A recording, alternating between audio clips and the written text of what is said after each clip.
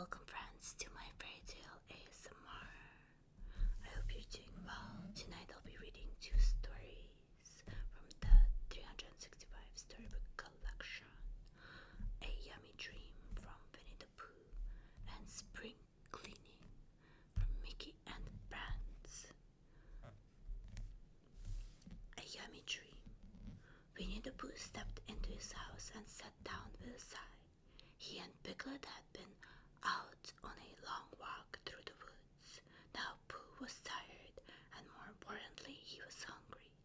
"My tummy feels very rumbly," Pooh said aloud. He got to his feet and went over to his honey cupboard. There was only one pot of honey inside. "Oh dear," Pooh said. One pot of honey was not very much. He sat down and began to eat. He ate every last sticky drop. But when he was finished, his tummy was still feeling a little tiny bit rumbly. "Well, I suppose there's nothing left to do but go to bed," Pooh said sadly. He put on his nightshirt and his nightcap and climbed into his cozy bed. A minute later, Pooh's snores filled the room, and dreams began to fill his head. Dreams of honey, of course. Pooh stood before the honey tree. It was so full of honey, it was oozing out of the trunk. Then suddenly a purple heffalump appeared behind him.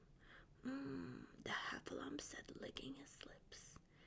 The creature stuck his long trunk into one of those honey pots and gobbled up all the honey inside. "Those are my honey pots," Pooh cried.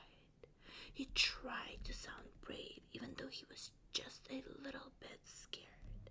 The heffalump looked very big and very hungry.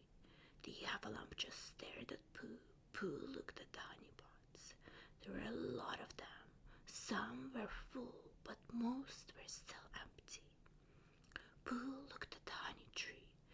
It was still overflowing with honey. "I have no idea," Pooh said. "Let's fill the honey pots together, then share a nice snack." The heffalump nodded excitedly. He picked up a honey pot with his trunk and carried it over to the tree. Pooh did the same, and the sweet, sticky honey dripped into the pots. Then all the pots had been filled. Pooh and the heffalump sat down together. They ate and ate until all the pots were empty and their tummies were full. When Pooh awoke the next morning, to his surprise, his tummy wasn't even the slightest bit rumbly. Just then he remembered his strange dream. It had been a dream, hadn't it? Spring cleaning. Mickey Mouse hummed as he straightened up his messy house. He swept up some leaves that had blown in through the front door. Then he shook the mud off his doormat.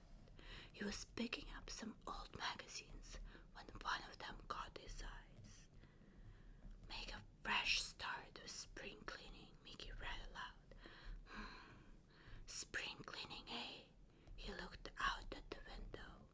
It wasn't spring, it was fall. What was he doing cleaning his house? "Well," he explained as he dropped his broom and flopped onto the sofa. "Looks like I have a whole day free now. I think I'll see if Minnie wants to come over." A short while later, Minnie Mouse rang the doorbell. "Hi, Mickey," she said cheerfully. "What do you want to do?" She gasped. Mickey's house was a mess. "What's wrong?" Mickey asked. "Mickey," Minnie said, when was the last time you cleaned the house?" Mickey laughed. "Don't be silly, Minnie," he said. "I don't need to clean this place for months." Months?" Minnie gasped. "Sure," Mickey shrugged. "Haven't you ever heard of spring cleaning?" Minnie wasn't sure what to do. She didn't want to be rude, but she had to convince Mickey to clean his house and that it couldn't wait until spring. "You know, Mickey," she said casually, I just read something in a magazine about smiled. What's that, Minnie? Maybe it's something we could do today, since we have the whole day free. Ah, Minnie pretended to be surprised at the idea. Why, I suppose we couldn't.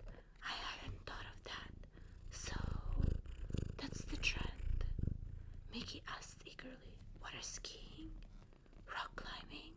Fun-to parties? No, Minnie said cheerfully. Fall cleaning. It's the newest rage.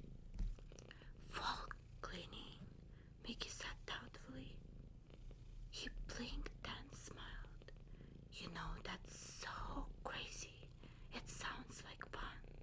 Come on, let's try it.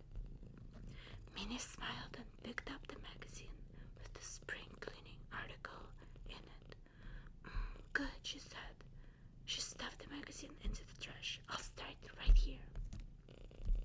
Thank you so much. We have a guest joining us today, a special guest for our fairy tale ASMR, as you can hear her.